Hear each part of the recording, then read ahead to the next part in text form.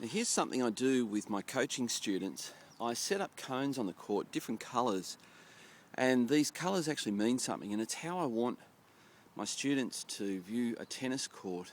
We've got particular corresponding cones. You'll notice over on the forehand side of the court, short, we've got green, and we've got those short green cones corresponding to the deep green cones in the backhand corner of the court, and it's a 1-2 punch in tennis.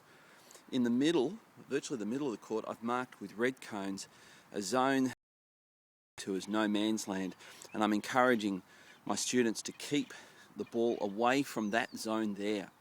So they have to hit deep when they're rallying in a defensive rally, and when they're setting up a point, we've got the short blue cones here, which correspond to the deep blue over in the forehand corner.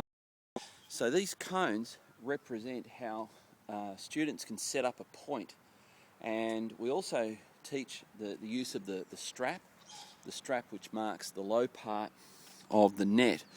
So this strap is 15 centimetres lower than the edge of the net.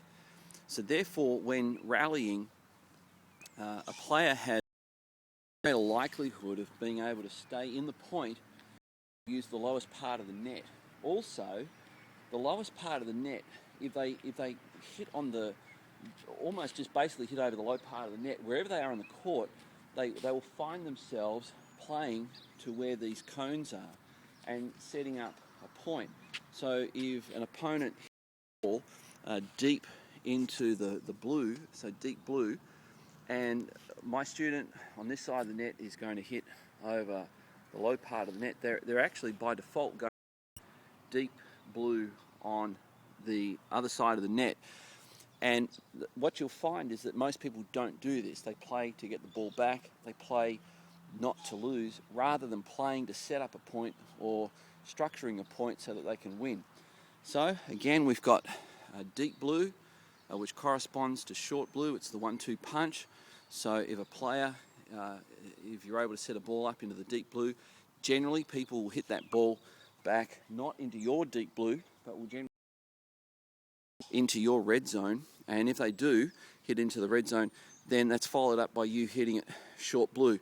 And if you look at a lot of the pro players, when they get that opportunity, what they're doing. So that's how we want our students looking at the tennis court with these different coloured zones so that they know how to set up a point.